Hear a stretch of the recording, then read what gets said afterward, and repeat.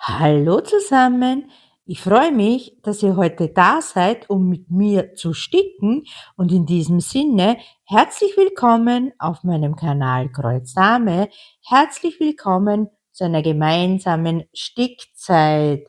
Aktuell Stickzeit Nummer 41 und ich möchte euch heute bei einem Neuanstich mitnehmen und zwar den Neuanstich für das Monat Juli. Nach einigem Hin und Her habe ich mich für dieses Motiv entschieden. Ich konnte mich dieses Mal recht schwer entscheiden. Und das Motiv heißt Sunset Twilight. Ihr seht es ja schon eingeblendet. Also der Sonnenuntergang oder man könnte auch sagen die Abenddämmerung. Es ist von Painting Fairy Cross Stitch.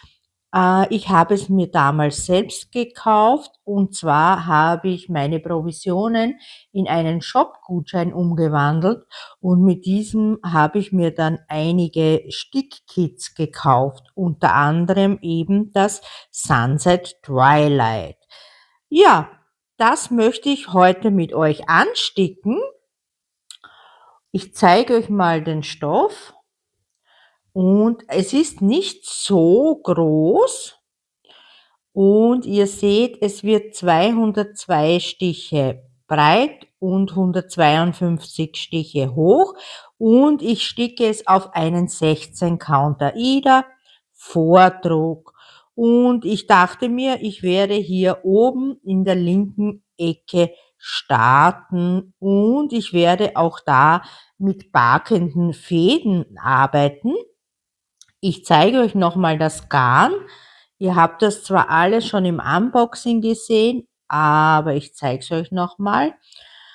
Also hier ist das Garn und wir haben tatsächlich nur 30 einfache Farben, wie ihr hier sehen könnt. Und ja, ich liebe diese Farbtöne. Sehr viel Orange, Braun und Gelbtöne. Ja, und auch eine Menge natürlich an Schwarz, was wir hier dabei haben.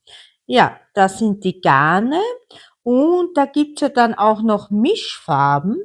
Und für diese Mischfarben habe ich mir eine einfache, ja, Pappgarnkarte vorbereitet und zwar fangen die Mischfarben bei Nummer 44 an bis Nummer 58. Das heißt, es gibt 15 verschiedene Mischfarben und da kann ich dann die Reste einhängen.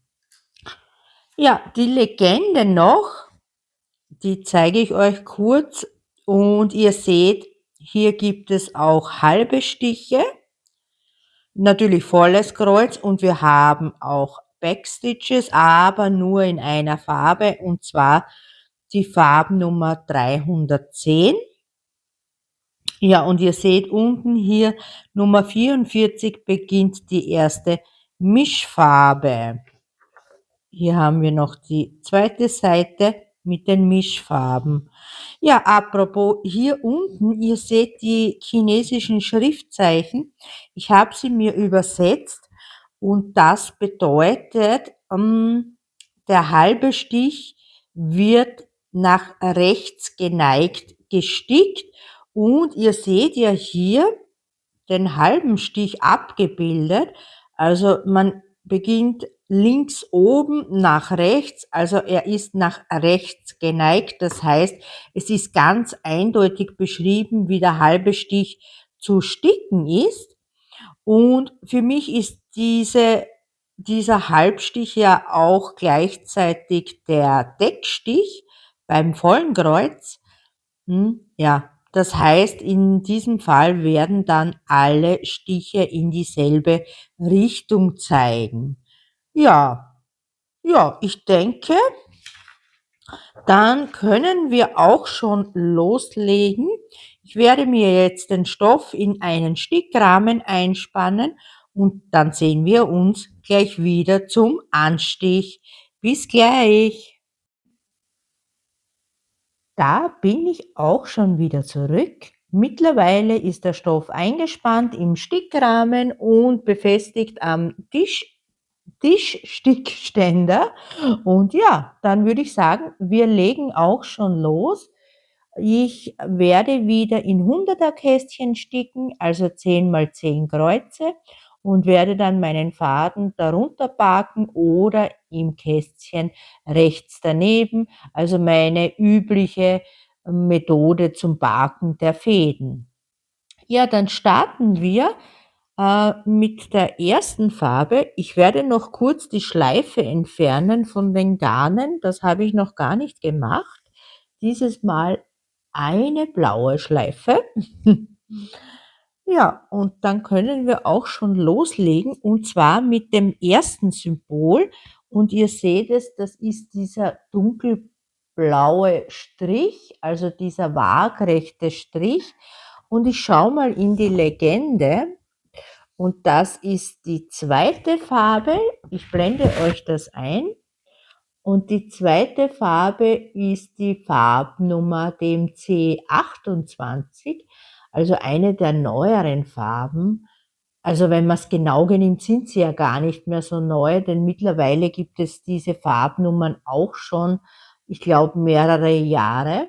Ja, wir starten mit dem dunkelblauen Strich, Farbnummer 28.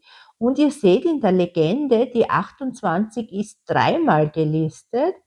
Also einmal für den dunkelblauen Strich, das ist ein volles Kreuz. Dann haben wir ein halbes Kreuz mit diesem blauen, ja, diagonalen Strich, und das wird auch zweifädig gestickt. Und dann haben wir nochmal ein halbes Kreuz, das ist dieses hellblaue Häkchen, und das wird aber nur einfädig gestickt. Ja, genau. Wir starten jetzt mit der 28. Und die 28, zeige ich euch auch, ist dieses, ja, ein Blau-Grau-Ton. Und da wir jetzt mit dem vollen Kreuz sticken, wird es auch zweifädig gestickt. So. Ich hoffe, ihr könnt wirklich genug erkennen. Hier hat es sich draußen sehr, sehr zugezogen, und herinnen ist es mittlerweile sehr dunkel geworden. Aber wie gesagt, ich versuche jetzt trotzdem mit euch zu sticken, und wir beginnen, ich würde sagen, hier unten, und ja, ich beginne hier unten und werde mich dann nach oben arbeiten und rechts davon den Faden backen. Ja, dieses Motiv, wie gesagt, habe ich erworben durch den Shop-Gutschein, also mit meinen Provisionen, die ich von Painting Fairy erhalten habe. Und ja, da hat sich doch einiges zusammengeleppert, würde ich sagen. Und da konnte ich mir das dann umwandeln lassen in einen Shop-Gutschein, und ich habe damals auch mehrere Stickkits bestellt. Ja, und eines davon ist dieses Sunset Twilight. Und ja, jetzt habe ich mir das überlegt zu starten. Ich hatte davor eigentlich ein anderes Projekt im Kopf, und zwar ein Projekt im gezählten Kreuzstich mit sehr, sehr vielen Farben. Ich habe das auch schon fertig gekittet, also ich habe mir da auch das Garn von Painting Fairy gekauft, um dieses Projekt zu starten. Aber ehrlich gesagt hatte ich jetzt aktuell keine Lust daran, ja, das zu starten, denn ich wollte eigentlich ein kleines Projekt starten. Ja, Dann habe ich mir auch ein kleines Vordruck Vordruckprojekt rausgesucht. Das wäre auch von Painting Fairy gewesen. Ein Projekt in 18 Count, ein kleines Motiv, aber auch dazu hatte ich dann keine Lust, denn ja, ich wollte nicht auf 18 Count sticken. Ich wollte einen etwas größeren Count, also wo die Kästchen größer sind, so wie hier. Hier ist es ja 16 Count. Also habe ich auch das kleine Projekt verworfen. Ja, dann habe ich alle meine Projekte durchgeschaut, zum Teil sehr große Projekte, die ich nicht machen wollte, dann auch sehr viele Projekte mit Konfetti, mit sehr viel Konfetti. Auch das wollte ich nicht machen. Ja, und schlussendlich fiel mir dieses Stickkit in die Hände und ja, ich habe mir das dann mal angesehen näher und ja, es hat zwar einiges an Farbwechsel, aber kaum Konfetti und es ist auch auf 16 Count, das heißt auch nicht so ein kleiner Count und das Motiv an sich ist auch nicht zu riesig. Es ist zwar nicht klein, aber auch eben kein riesiges Projekt, also nicht zu vergleichen mit den Projekten, an denen ich normalerweise sticke, also von der Größe her. So, ja, wie gesagt, habe ich mich für dieses entschieden und von den Farben her, das passt ja hervorragend.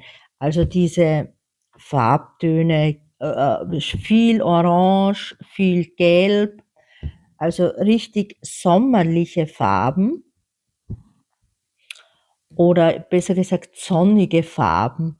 Ja, und auf das hatte ich jetzt Lust. Also das ist jetzt mein Neuanstich für den Monat Juli. So, ich hoffe, ihr seht noch genug. Ja, ich bin im Bild. Ich habe hier leider einen sehr großen Rahmen, also Stickrahmen in Verwendung. Das ist ein Nerdschrahmen. Also ich liebe ja diese Nerdschrahmen. Die lassen sich ja gut in den Tischstickständer einspannen. Die Q-Snaps passen da leider nicht rein. Und ja, wie gesagt, ich habe hier leider einen sehr großen Rahmen. Ich bevorzuge ja eher die kleinen handlichen Stickrahmen, aber die sind jetzt alle aktuell in Verwendung, denn ich bin fleißig dabei, meine erspielten Projekte zu sticken und da habe ich doch schon einiges an Fortschritt geschafft. Also jetzt haben wir die Hälfte des Monats vorbei und ich glaube, von meinen 8 erspielten Projekten sind nur mehr 3 offen. Ich glaube, es sind 3 Projekte, an denen ich noch nicht gestickt habe. Und die anderen Projekte haben doch schon deutlich an Fortschritt gewonnen. Also ich habe das Gefühl, dass es deutlich mehr ist als letztes Monat. Und ja, es macht mir wirklich, wirklich Spaß. Und ich freue mich aber auch schon wieder auf das nächste Monatsupdate und auf die nächste Glücksradrunde. Ich finde das jedes Mal so spannend, ja, wenn man vorher nicht weiß, welche Projekte man dann sticken wird. So, ich packe auf der rechten Seite meinen Faden. Ja, das passt. Da kann ich dann gut weiter sticken. Ja, das nächste ist gleich dieses Symbol, das ich euch schon gezeigt habe. Dieses hellblaue und schräge, also hellblauer schräger Strich. Ihr seht es hier und das ist nochmal Farbnummer 28. und dieses Mal aber im halben Kreuz. Und also nach rechts geneigt soll das gestickt werden. Das heißt links oben nach rechts unten, was eben meinem Deckstich entspricht. Normalerweise verwende ich für die halben Stiche eigentlich lieber den Grundstich, einfach dafür, dass man mehr 3D-Effekt hat, also mehr Tiefe hat in dem Bild. Aber wenn es jetzt so vorgegeben ist, dann werde ich das auch so sticken, also mit links oben beginnen, nach rechts unten. Ja, und da werde ich auch in dem Feld rechts daneben baken. Ich beginne ja wie üblich mit dem Loopstart. Ja, und dieser Halbstich wird auch zweifädig gestickt. Und dann gibt's ja noch das blaue Häkchen, das ich euch gezeigt habe. Da wird der Halbstich dann einfädig gestickt. Da bin ich ja dann gespannt, wie das rauskommt, denn ihr seht schon, der Halbstich deckt natürlich nicht komplett das Feld ab, aber wie das dann wirklich aussehen wird, kann man dann eigentlich erst sagen, wenn das Projekt ausgewaschen wird und der Vordruck weg ist, dann sieht man das wahrscheinlich besser. So, also in diesem Fall werde ich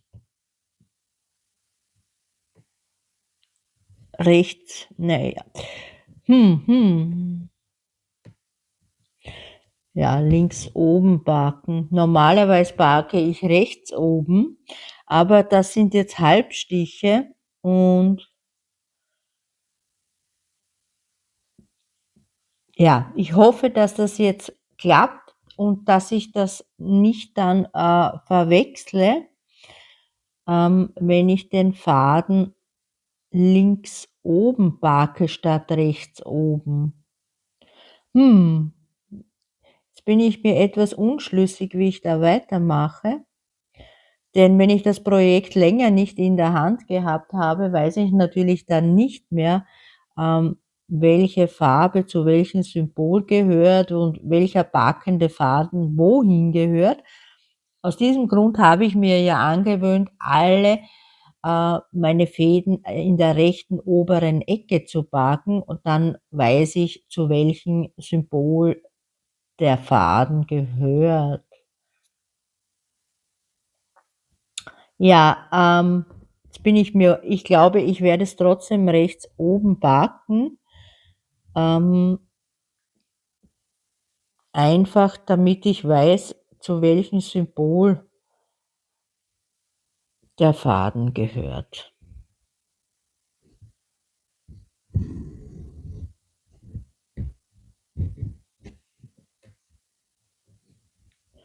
Okay, ich glaube, das ist die bessere Lösung so, ja.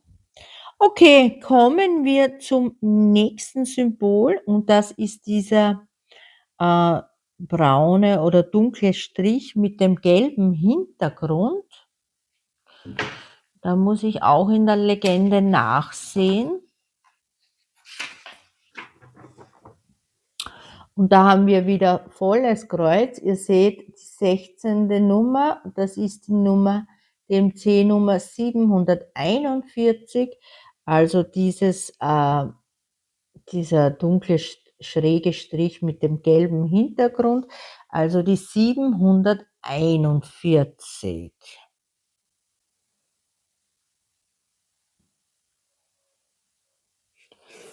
So. Ja, um nochmal auf meine Projekte zurückzukommen. Dieses Mal sind es ja hauptsächlich Projekte mit Vordruck, Und ich denke mir, durch den Vordruck natürlich komme ich schneller voran und so, wir werden da unten beginnen. Ja, und da ich schneller vorankomme, habe ich natürlich mehr Fortschritt geschafft als im letzten Monat. So, ich muss nur meine Fäden ein bisschen ich habe mir ja schon wieder mein Haarclips hier bereitgelegt, damit ich meine Fäden, backen kann und auch festmachen kann, damit sie mich beim Sticken nicht stören. So, so ist es besser.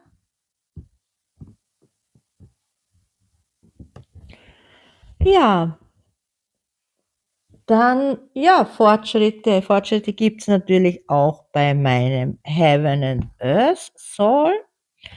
Das freut mich ja ganz besonders, denn mittlerweile habe ich meinen Rückstand wieder aufgeholt. Also, ich habe tatsächlich, wie ich euch angekündigt habe, so einen, ja, ich nenne es jetzt Heaven and Earth Soul Tag eingelegt. Das heißt, an diesem Tag habe ich ausschließlich nur an diesem Projekt gestickt,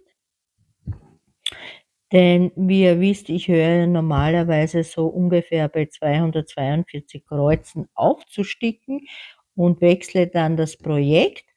Aber da ich ja jetzt einen Rückstand hatte, habe ich so einen Tag eingelegt und ja, ich konnte meinen Rückstand wieder aufholen. Das heißt, ich bin wieder ganz, ganz gut dabei. Aktuell bei nicht ganz 54.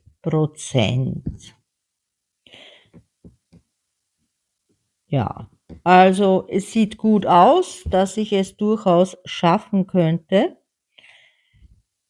mein Projekt bis Ende des Jahres fertigzustellen. Oh, entschuldigt, jetzt bin ich bei der Kamera angekommen. Ja, soweit bin ich sehr zufrieden, dass das auch so geklappt hat. Mittlerweile habe ich ja den Bereich unten verlassen, der Bereich, wo so viel Konfetti war bei den Blumen und den Gräsern. Da ist es wirklich nur sehr langsam vorangegangen. Nun sticke ich wieder oben, und zwar im Himmel, und da also der ist wirklich großflächig zu sticken, also kaum Farbwechsel und ja, da schafft man natürlich die 242 Kreuze in kurzer Zeit.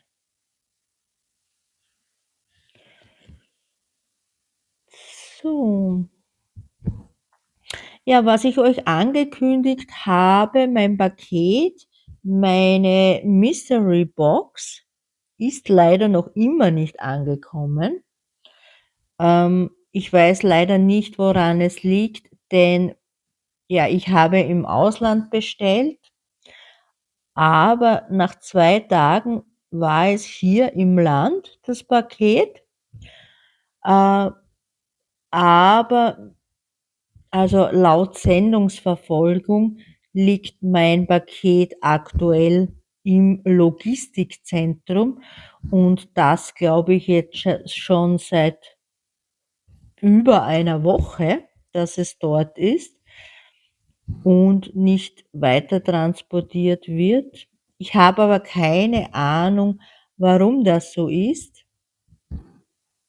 Ähm, Ich habe mich natürlich auch schon gefragt, ob das an den neu eingeführten, ähm, Zollgebühren liegen kann, aber ich habe keine Verständigung dazu erhalten, dass ich etwas bezahlen sollte.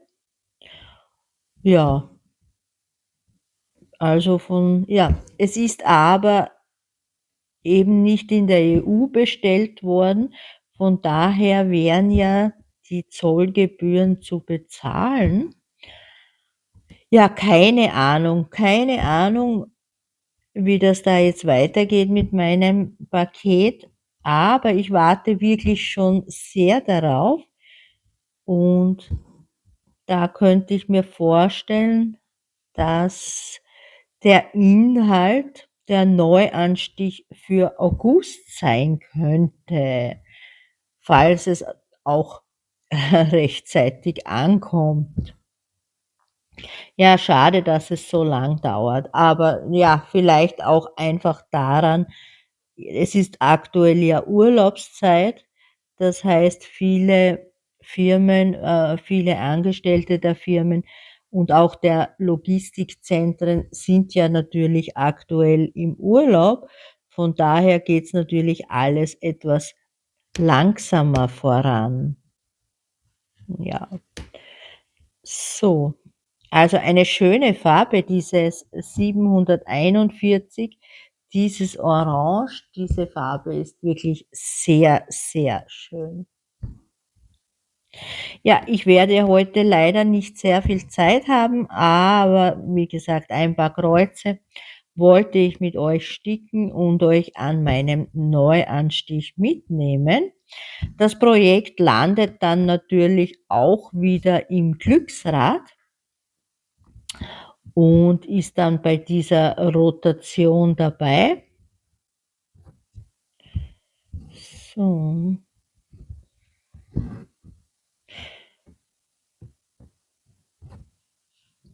Dann ist diese Farbe auch schon fast fertig, die 741. Also, ich kann mir gut vorstellen, dass das Bild, richtig knallig rauskommt, denn diese Orange und Gelbtöne sind ja sehr knallig und dazu im Kontrast das viele Schwarz. Also, ich kann mir das schon, sehr schön vorstellen, dass das toll aussehen wird. So, die nächste Farbe fertig, die 741 und dann starten wir mit den X in dem ist das dunkelblau oder dunkelbraun? Wie gesagt, hier das Licht ist aktuell sehr, sehr schlecht und ich schaue gerade auf die Anleitung, also von dem X gibt es ein Braun und ein Blau, nur damit ich das nicht verwechsle und ich würde sagen, das ist braun, ein braunes X. Ja, ein braunes X ist das und das ist tatsächlich eine Mischfarbe. Das zeige ich euch. Und ihr seht, die Nummer 57 ist das mit der Farbnummer 3778 und 3827 und wird auch im vollen Kreuz gestickt. Eine Mischfarbe. Ja, wo werde ich da beginnen? Ich denke, ich werde links oben beginnen. Aber zuerst muss ich mir die Farbe, das Garn zusammenstellen. Also die 3778 schaue ich trotzdem noch mal nach, ob das wirklich ja, es ist das braune X.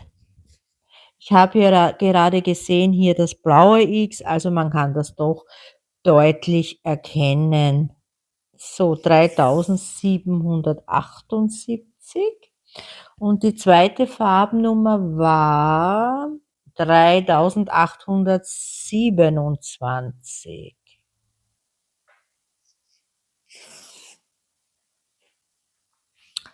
Also, ich würde sagen, so braun-orange-Töne,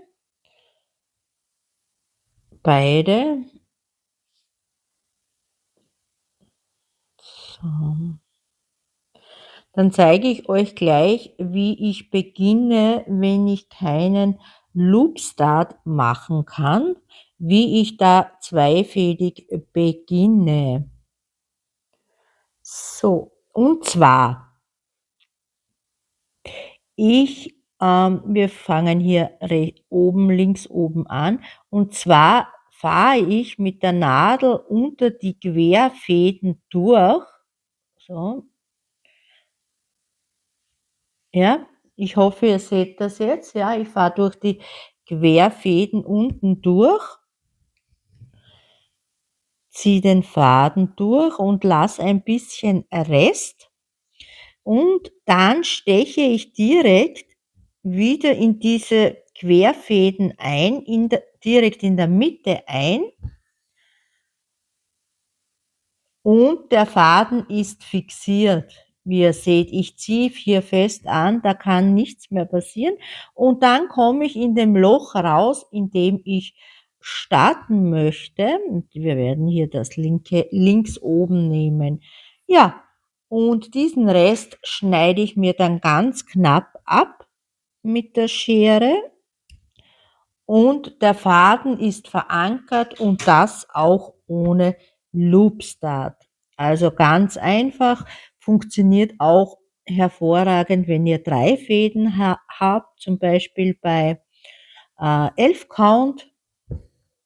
Einfach unter die Querfäden durch mit der Nadel, den Faden durchziehen und dann einmal in die Mitte durchstechen. Also ich glaube, das war jetzt doch verständlich, ja, wie ich es erklärt habe. Ich hoffe es zumindest. So, wie gesagt, ich habe schon einmal erklärt, also ich nehme die Fäden so einmetrig, also so wie sie vorbereitet sind auf der Gangkarte. Das heißt, ich schneide sie nicht noch einmal durch, aber natürlich besteht da doch eher die Gefahr, dass man einen Knoten reinbekommt, weil der Faden sehr lang ist, ja. So, und ich glaube, ich habe auch schon, nein, noch nicht, noch keinen Knoten.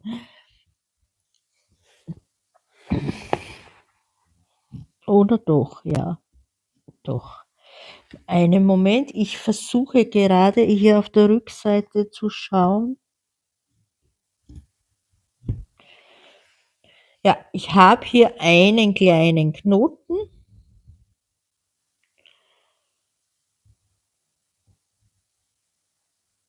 Aber der sieht nicht sehr schwierig aus. Also ich denke, der lässt sich jetzt sicher gleich lösen. Und wenn er wirklich sehr klein ist, dann kann schon mal vorkommen, dass ich ihn einfach mitsticke und auf der Rückseite belasse, so. Ja, aber ich glaube, ja, er ist weg, der Knoten, also doch geschafft. Ja, was wollte ich euch noch erzählen? Und zwar, ich habe einen neuen Kooperationspartner. Äh, und das freut mich ja besonders.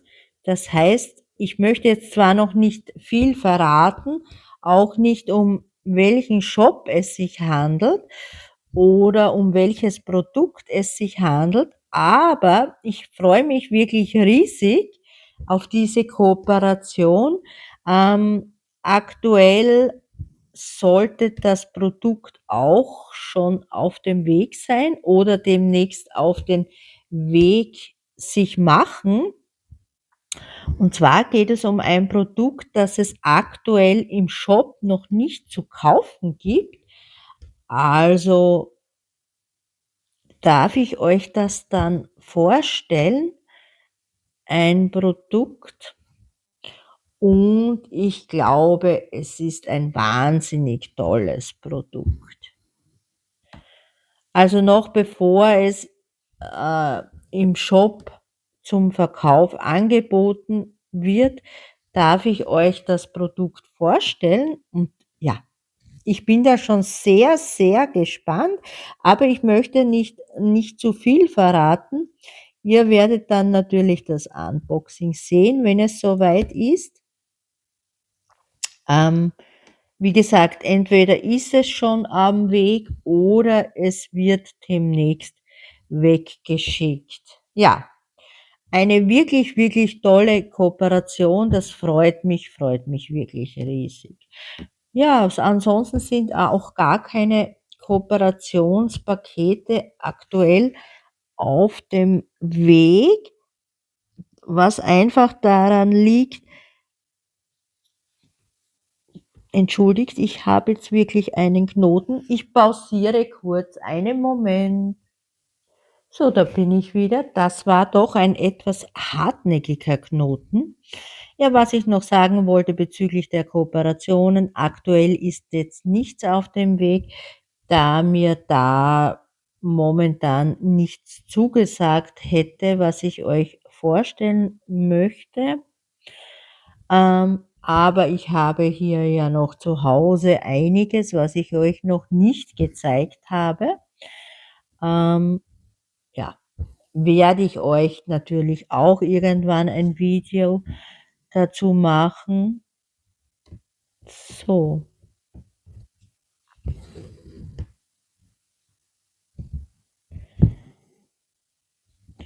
das heißt, das sind die letzten Stiche von dieser Farbe.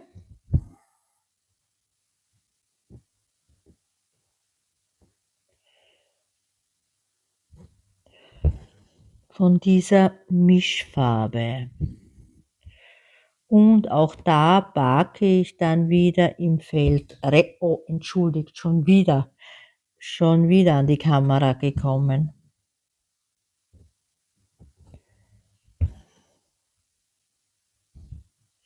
Ja, ansonsten wettermäßig, wie gesagt, hier ist es schon sehr dunkel. Es wird wahrscheinlich bald ein Gewitter kommen. Ich hoffe, ihr hört die Klimaanlage nicht, denn ich kann sie eigentlich kaum hören. Die ist sehr leise, aber natürlich ist sie am Laufen, denn es ist heute sehr heiß und sehr schwül auch. Also von daher läuft natürlich die Klimaanlage und herinnen hier im Wohnzimmer hat es aktuell 24 angenehme Grade. Ja, dann starten wir noch die nächste Farbe. Das ist das Dreieck und zwar das grüne Dreieck. Und ich zeige euch wieder die Legende, die Nummer 12. Das ist die Farbnummer 372, auch ein volles Kreuz. So.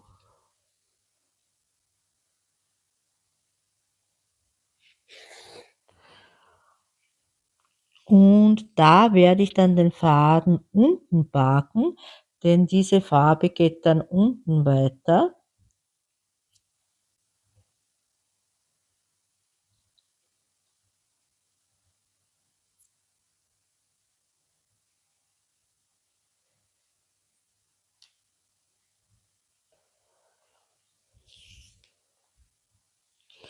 So, das heißt, wir beginnen, wo beginnen wir? Ich würde sagen, hier. Ja. Ja, und ich denke, dann werde ich das Video auch schon beenden. Momentan ist es ja auch bei mir eher ruhig.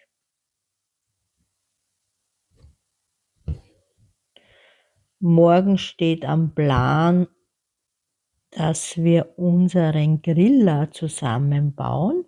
Ja, mein Mann hat sich ein Spielzeug gekauft, also ich nenne es mal so, und zwar einen riesigen Gasgriller. Also wirklich, ich weiß nicht, ob ihr das kennt, so ein Gasgriller, da kann man sogar Pizza machen auf diesen Griller. Ja, und dieser war im Angebot, also mein Mann hat da zugeschlagen und der wurde in lauter Einzelteile geliefert. Das heißt, wir werden das Teil dann zusammenbauen Und dann ist es ja auch geplant, dass wir das dann gleich am Wochenende testen werden, ähm, wie das schmeckt, das Gegrillte. Aber ich glaube, wir werden nicht so einen Unterschied bemerken zum Holzkohlegrill, außer dass es etwas weniger, ja, Rauchentwicklung gibt. Aber ich denke, vom Geschmack her wird es wahrscheinlich nicht bemerkbar sein. Zumindest nicht für meinen Mann und für mich. Wir sind ja da jetzt eher Laien, würde ich sagen. So.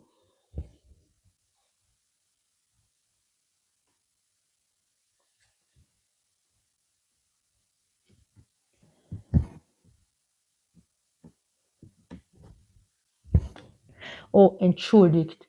Ich weiß nicht, warum ich jedes Mal an die Kamera stoße. Ja, ich glaube, jetzt kommt wieder die Sonne raus. Das heißt, das Video ist dann wieder überbelichtet. Ja, ich sticke diesen Faden noch fertig und ich werde das jetzt dann wirklich beenden, denn man kann dann ja nur sehr wenig sehen. Zuerst so dunkel und jetzt kommt die Sonne. Na ja.